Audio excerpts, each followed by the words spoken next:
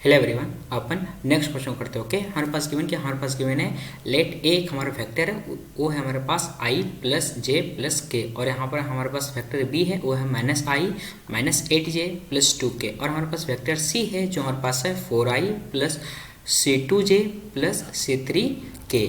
और यहाँ पे बोल रहा है कि हमारे पास एक और रिलेशन गिवन, वो ये है कि P cross A is equal to हमारे पास है C क्रॉस A। ओके, और फर्दर यहाँ पे बोल रहा है कि if the angle between vector C and the vector this one, vector C और इस वेक्टर के बीच का जो एंगल है वो है थीटा है, तो पूछ रहा है कि बताओ जो tan स्क्वायर थीटा का जब ग्रेटेस्ट इंटीजर लेंगे, इसको लगा के ऐसे लेंगे तो इसकी वैल्यू कितनी होगी, ये पूछ रहा है। क्लियर? ओके, चलो देखते हैं इस क्वेश्चन को कैसे सॉल्व करते हैं।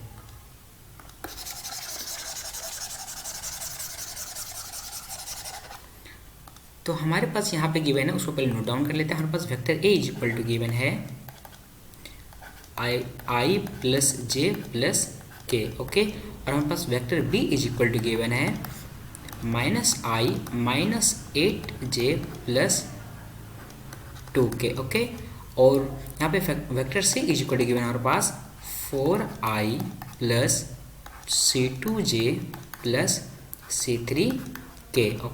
ओके, और अपन के पास यहाँ पे गिवन है रिलेशन, वो है vector B cross vector A is equal to हमारे पास है vector C cross vector A. Okay, तो अपन क्या करते हैं, इस वेक्टर को उठा के इधर ले जाते हैं, तो बन जाएगा यहाँ पे vector B cross vector A minus vector C cross vector A. Okay, equal to 0। अपन क्या करते हैं, आप यहाँ पे चीज़ देख सकते हो कि यहाँ पे वेक्टर ए क्रॉस किया हुआ और यहाँ भी है, तो अपन क्या करते हैं, दोनों से वेक्टर ए को कॉमन निकालते हैं। मतलब इस टाइप से हम लोग इसको लिख सकते हैं, vector B minus vector C cross vector A equal to 0। क्योंकि आप एक प्रॉपर्टी पढ़े होगे, ये पढ़े होगे कि लेट सपोज आपके पास ऐसा रहेगा, मान लेते हैं vector X plus vector Y रहेगा, और यहाँ पे इंटू में हमारे पास वेक्टर जेड रहता है, तो हम लोग इसको अंदर में इंडिविजुअली मल्टीप्लाई कर सकते हैं। मीन्स हम लोग इसको ऐसे लिख सकते हैं, कैसे, vector x into vector z plus vector y into vector z। यहाँ पे एक चीज़ गौर करना है कि ऑर्डर को लोग चेंज नहीं करना है। यदि हमारा z यहाँ पीछे है तो हम उसको पीछे ही रखना है। क्लियर? ओके, तो आप यहाँ पे देख सकते हो हमारे पास दो वेक्टर का क्रॉस कितना आ रहा है, 0 आ रहा है। ओके, अब यहाँ पे हम लोग एक कॉन्सेप्ट और हम आपको याद दिला देते हैं जो आप ऑलरेडी सीखे होंगे। कॉन्सेप्ट क्या है? कॉन्सेप्ट ये पढ़े होगी, लेट सपोज करते हैं यदि आपके पास वेक्टर ए, लेट सपोज कुछ और वेक्टर लेते हैं, मान लेते हैं आपके पास ये रहेगा vector p cross vector q is equal to 0 होगा। इसका मतलब 3 चीज़ हो सकता है। क्या क्या हो सकता है? पहला ये हो सकता है कि either vector p equal to 0 हो जाए, या फिर वेक्टर q इक्वल टू 0 हो जाए, या फिर यहाँ पे दोनों के बीच का जो एंगल है वो हमारा 0 हो जाए। मीन्स जो यहाँ पे एंगल बनेगा वो क्या बनेगा हमारे पास, थीटा मानते हैं, जो थीटा होगा ये 0 बन जाए या फिर 180 हो जाए। तो ये 3 चीज़ें हो सकती है, आइदर ये होगा या फिर ये होगा या फिर ये होगा। क्लियर? ओके, अब आपको ये भी पता होगा कि vector p cross vector q को हम लोग ऐसे लिख सकते हैं। कैसे लिख सकते हैं? वेक्टर p का मोड और वेक्टर q का मोड, और यहाँ पे साइन थीटा, और यहाँ पे यूनिट वेक्टर n होगा। क्लियर? ओके, आप यहाँ पे देख सकते हो जो हमारे पास वेक्टर जो हमारे यहाँ क्वेश्चन में है b माइनस सी, जब हम लोग b माइनस सी करेंगे और जब हम लोग उसका मोड लेंगे तो हमारे 0 नहीं आएगा। मतलब b माइनस सी हमारे 0 के बराबर नहीं आ रहा है। आप इसको इसमें घटा के देख सकते हो, हमारे 0 के बराबर नहीं आ रहा है। ठीक है, मतलब नल वेक्टर नहीं बन रहा है।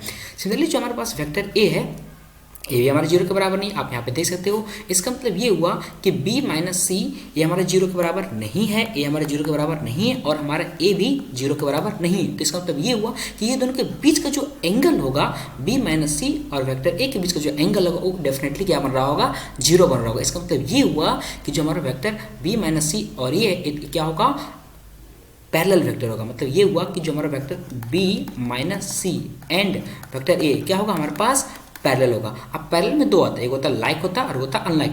लाइक मतलब हुआ जिसका जब एंगल वो 0 बनाएगा, और अनलाइक तब हुआ जब हमारा एंगल कितना बनाएगा, 180 डिग्री। क्लियर? ओके, तो यहाँ पे ये चीज़ क्लियर होगा कि हमारा जो वेक्टर b माइनस सी है और वेक्टर a क्या हमारा पैरेलल वेक्टर है। हाँ, अब इससे रिलेटेड एक कॉन्सेप्ट और आप पढ़ोगे, थोड़ा सा आपको याद दिला देते हैं। वो ये है कि यदि मान लेते हैं vector p and vector q, यदि ये दोनों पैरेलल वेक्टर है, ठीक है, तो हम लोग p को ऐसे लिख सकते हैं। कैसे लिखते हैं? p is equal to lambda time q, ऐसे हम लोग इसको लिख सकते हैं। क्लियर? ओके, सिमिलरली यदि हमारा ये वेक्टर और ये वेक्टर क्या है, पैरेलल है, तो अपन क्या कर सकते हैं, इसको ऐसे लिख सकते हैं, vector b minus vector c is equal to lambda time vector a। Clear? Okay, तो अपन क्या करते हैं, इसको उठा के इधर ले जाते हैं और इसको उठा के इधर ले जाते हैं, तो बन जाएगा vector c is equal to हो जाएगा vector B minus lambda vector है। क्लियर, ए बन गया। ओके, अपन क्या करते हैं, हमारे पास जो वेक्टर बी का वैल्यू है और वेक्टर ए का वैल्यू और वेक्टर सी का वैल्यू जो हमारे पास गिवन है उसको हम लोग प्लग करते हैं। तो हमारे पास हो जाएगा यहाँ पे हमारे पास vector C is equal to given है 4i और लेट मी चेक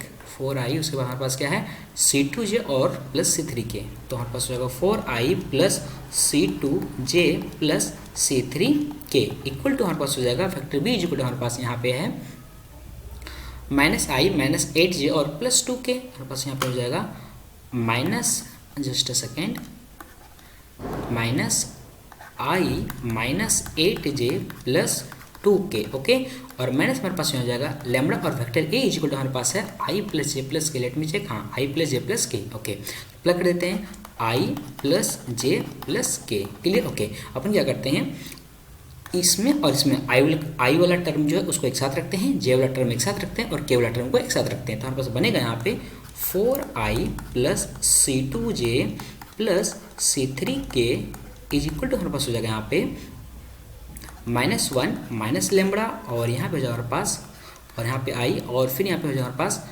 प्लस -8 और माइनस लेम्बड़ा और यहाँ पे हो जाएगा हमारे पास कितना जे और यहाँ पे हमारे पास हो जाएगा प्लस 2 माइनस लेम्बड़ा और यहाँ पे हमारे पास हो जाएगा के। ओके, अब इसके बाद अपन क्या करेंगे ना इक्वेट करेंगे कोफिशिएंट का। किसका कोफिशिएंट, जो हमारा आई का कोफिशिएंट है उस आई के कोफिशिएंट से इक्वेट करेंगे और जो हमारा जे वाला कोफिशिएंट है उसको हम लोग जे वाला कोफिशिएंट से इक्वेट करेंगे और जो हमारा के वाला कोफिशिएंट है उसको हम लोग के वाला कोफिशिएंट से इक्वेट करेंगे। जब हम लोग इक्वेट करेंगे तो हमारे पास बनेगा यहाँ पे ये बन जाएगा 4 इज इक्वल टू -1 और माइनस लेम्बड़ा। क्लियर, और यहाँ पे बनेगा हमारे पास C2 इज इक्वल टू हो जाएगा -8 और माइनस लेम्बड़ा और हमारे पास यहाँ पे C3 इज इक्वल टू हो जाएगा 2 माइनस लेम्बड़ा। ओके, अब यहाँ हम लोग लेम्बड़ा को निकाल सकते हैं। कैसे, अपन क्या करते हैं जो एक क्वांटिटी इसको उठा के कर देते हैं तो लेम्बड़ा इज इक्वल टू यहाँ पे हो जाएगा -5। क्लियर। ओके, अब क्या करते हैं इस लेम्बड़ा के वैल्यू को यहाँ पे प्लग कर देते हैं और इस लेम्बड़ा के वैल्यू को हम लोग यहाँ पे प्लग कर देते हैं। तो हमारे पास यहाँ पे हो जाएगा C2 इज इक्वल टू हो जाएगा -8 प्लस 5 और यहाँ पे हो जाएगा हमारे पास C3 इज इक्वल टू हो जाएगा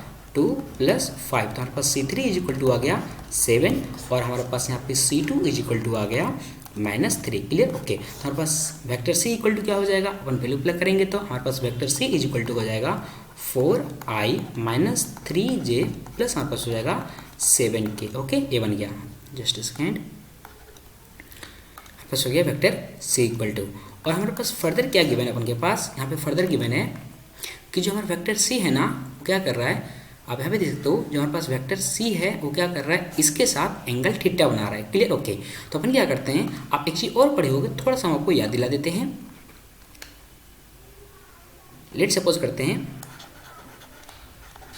कि आपके पास दो वेक्टर है, एक वेक्टर पी है और एक वेक्टर क्या आपके पास क्यू है। ओके, तब हम लोग यदि पी डॉट क्यू लेते हैं तो हमारे पास क्या बनता है, हमारे पास बनता है मॉड पी वेक्टर और इनटू मोड क्यू वेक्टर और यहाँ पर होता है हमारे पास कॉस थीटा जो पी और क्यू के बीच का एंगल होता है वो। क्लियर। ओके, तो अपन क्या करते हैं यहाँ पे जो ये वाला वैल्यू है ना इसको हम लोग इधर डिवाइड करते हैं तो बस बनेगा यहाँ पे cos theta is equal to होता है P dot Q divide by mod P. Okay, और इनटू मोड क्यू। क्लियर। तो अपन क्या करने वाले इस कॉन्सेप्ट का भी हम लोग यूज करने वाले। ओके, तो हमारे पास vector C is equal to है, हमारे पास vector C is equal to है और जो हमारे पास वेक्टर गिवन है जिस पे एंगल बना रहे हैं इसको हम लोग थोड़ी देर के लिए मान लेते हैं वो वेक्टर पी है। ओके, अपन क्या करते हैं जो हमारे पास ये वेक्टर है इसको मान लेते हैं पी के बराबर है। ठीक है। ओके, तो हमारे पास vector P is equal to हो जाएगा,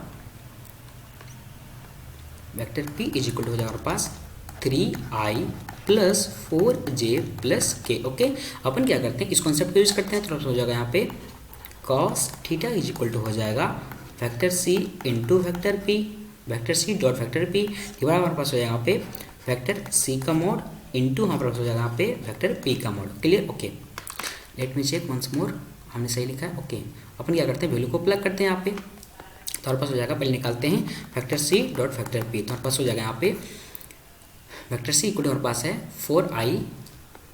4i minus 3j plus 7k। Okay, in dot हमारे पास हो जाएगा यहाँ पे 3i प्लस 4j प्लस के। ओके ओके, और आपको डॉट के बारे में थोड़ा सा इन्फॉर्मेशन हम आपको दे देते हैं। लेट सपोज करते हैं आपके पास ऐसा रहेगा a1i plus b1j plus c1k। Okay, इसको यदि हम लोग डॉट करते हैं किसके साथ, a2i plus b2j plus C3 के साथ, तो जो इसका रिजल्ट बनता है वो क्या बनता है, आई को हम लोग करते हैं आई से मल्टीप्लाई और जे को करते हैं जे से और के को करते हैं के से। तो हमारे पास यहाँ पे बन जाता है A1 A2 plus B1 B2 plus C1 C2। Okay, तो इसी कॉन्सेप्ट को हम लोग यहाँ पे यूज करेंगे। तो हमारे पास बन जाएगा यहाँ पे हो जाएगा C.P इज इक्वल टू हो जाएगा हमारे पास 12 माइनस 12 प्लस 7। तो हमारे पास यहाँ पे आ गया C.P इज इक्वल टू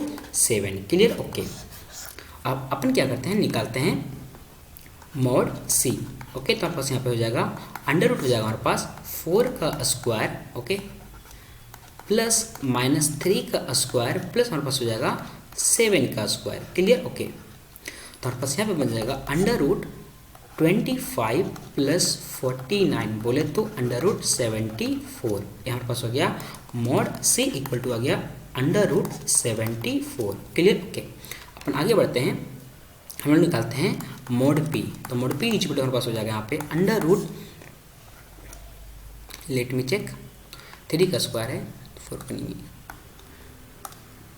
3 का स्क्वायर प्लस 4 का स्क्वायर प्लस 1 का स्क्वायर। क्लियर? तो हमारे पास यहाँ पे हो जाएगा अंडर रूट 26। ओके, तो अपन लिखते हैं यहाँ पे, तो हमारे पास हो जाएगा यहाँ पे cos theta is equal to हो जाएगा हमारे पास यहाँ पे आया है 7 divide by under root 26 into under root हमारे पास हो जाएगा 74। क्लियर? ओके, बन गया। तो अपन क्या करते हैं, ट्रायंगुलर कॉन्सेप्ट यूज़ करते हैं, हम लोग निकालते हैं टेन थीटा। क्लियर? ओके, तो आपको ऐसे आपको पता होगा कि cos थीटा इक्वल टू क्या होता है। तो cos थीटा इक्वल टू हमारे पास होता है base upon hypotenuse. Okay, cos, just a second, cos theta is equal to होता है हमारे पास बेस अपॉन हाइपोटेन्यूज और हमारे पास टेन थीटा इक्वल टू होता है परपेंडिकुलर अपॉन बेस। क्लियर? तो आप यहाँ पे देख सकते हो हमारा जो बेस है किसके प्रोपोर्शनल है, 7 के, और जो हमारा हाइपोटेन्यूज वो किसके प्रोपोर्शनल है, अंडर रूट 26 इंटू 74। क्लियर? ए, हमारे पास ये हो जाएगा बेस मान लेते हैं ये वाला, हमारे पास ए मान लेते हैं थीटा है, तो हमारे पास हो जाएगा 7 और ये हमारे पास हो जाएगा अंडर रूट 26 इंटू 74। क्लियर? आपको निकालना है परपेंडिकुलर पी, तो हम लोग निकालते हैं परपेंडिकुलर पी। तो हमारे पास हो जाएगा यहाँ पे पी स्क्वायर इक्वल टू हो जाएगा 26 इंटू 74 और माइनस 49। क्लियर? ये बन जाएगा। ओके, तो हम लोग जो सिंप्लीफाई करते हैं तो हो जाएगा यहाँ पे 74 और 26 इंटू करते हैं तो हो जाएगा 4 2 और 44 और 42 44 हो जाएगा यहाँ पे, और यहाँ पे हो जाएगा हमारे पास 8 और यहाँ पे हो जाएगा 14 4 2 और 9 और 1 ये हो जाएगा। ओके, हम लिखते हैं 9 2 4 माइनस 49, तो हमारे पास हो जाएगा यहाँ पे 1875। हमारे पास हो गया पी स्क्वायर। तो हमारे पास पी इज इक्वल टू हो जाएगा अंडर रूट 1875। क्लियर? ये बन जाएगा। क्लियर? ओके, तो हमारे पास यहाँ पे tan theta is equal to हो जाएगा, tan theta is equal to हो जाएगा हमारे पास अंडर रूट 1875 डिवाइड हमारे पास हो जाएगा यहाँ पे बेस कितना हमारे पास 7। ओके, तो अपन को क्या निकालना है, टेन स्क्वायर थीटा निकालना है, तो अपना स्क्वायर करते हैं तो बन जाएगा यहाँ पे tan square theta is equal to हो जाएगा 1875 डिवाइड हमारे पास हो जाएगा 49। क्लियर? ये बन जाएगा। ओके, लेकिन आपको पूछा क्या, आपको पूछा है कि ग्रेटेस्ट इंटीजर 10 स्क्वायर थीटा का वैल्यू क्या होगा। ओके, तो हम लोग लिखते हैं ग्रेटेस्ट इंटीजर 1875 डिवाइड हमारे पास हो जाएगा 49। ओके, जब अपन इसको इस पर डिवाइड करेंगे तो यहाँ पे आ जाएगा ग्रेटेस्ट इंटीजर 38.2, ऑलमोस्ट इसके बराबर आएगा। क्लियर? ओके, अब आपको पता होगा ग्रेटेस्ट इंटीजर मतलब होता है क्या, हमको छोटा सा एग्जांपल समझाते हैं। लेट सपोज करते हो कि आपके पास ऐसा रहेगा 2.4 और हमारे पास क्या है ग्रेटेस्ट इंटीजर। तो ग्रेटेस्ट इंटीजर क्या करता है, हमारे देता है पीछे वाला वैल्यू, मीन्स लिस्ट इंटीजर, मतलब ऐसे यदि ये 2.4 तो इसका वैल्यू आएगा 2। और एग्जाम्पल में लेते हैं, यदि मान लीजिए कि आपके पास रहेगा 3.00001 तो इसका वैल्यू कितना आएगा 3, और मान लो कि ऐसा रहेगा 1.99999 तो इसका केस में आंसर क्या आएगा 1, मीन्स पीछे वाला इंटीजर। सिमिलरली यहाँ पे 38.2 है तो इसका इंटीजर कितना हो जाएगा 38। So our final answer is 38। Clear? Okay, तो हमारा आंसर कितना आ गया, हमारा आंसर आ गया 38। ओके, चलो बाय बाय।